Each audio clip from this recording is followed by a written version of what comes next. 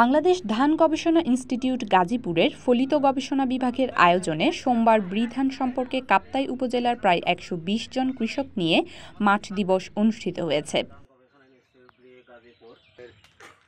ব্রি গাজীপুর ফলিত গবেষণা বিভাগের প্রধান বৈজ্ঞানিক কর্মকর্তা ড বিশ্বজিৎ কর্মকারের সভাপতিত্বে এতে প্রধান অতিথি হিসেবে উপস্থিত ছিলেন রাঙ্গামাটি কৃষি সম্প্রসারণ অধিদপ্তরের উপপরিচালক কৃষিবিদ মোহাম্মদ মনিরুজ্জামান। এ সময় বিশেষ অতিথি ছিলেন কাপ্তাই উপজেলা কৃষি অফিসার মোহাম্মদ ইমরান আহমেদ, বৈজ্ঞানিক কর্মকর্তা নীলুফার ইয়াসমিন প্রমুখ। এই ফলন কম হওয়ার জন্য কিন্তু আসলে জাত সমস্যা না, সমস্যা হচ্ছে আপনার এখানে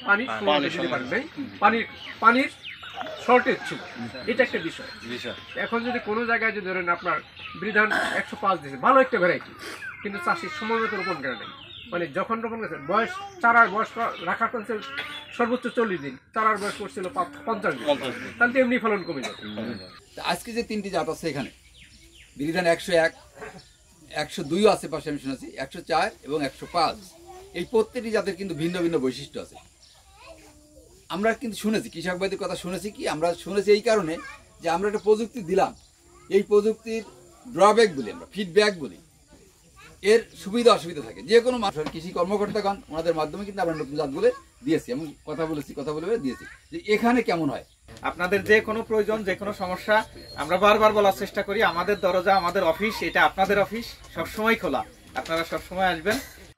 মাঠ দিবসে আগত অতিথিরা স্থানীয় চাষিদের ব্রি ধান সঠিকভাবে চাষের গুরুত্বপূর্ণ দিক নির্দেশনা দেন। এছাড়াও অধিক ফলনশীল, পুষ্টি সমৃদ্ধ নতুন জাতের ধান চাষের উপকারিতা তুলে ধরেন তারা। স্থানীয় চাষিদের এ বিষয়ে কাপ্তাই উপজেলা কৃষি অধিদপ্তর থেকে সকল ধরনের সহযোগিতা করার আশ্বাস প্রদান করা হয়।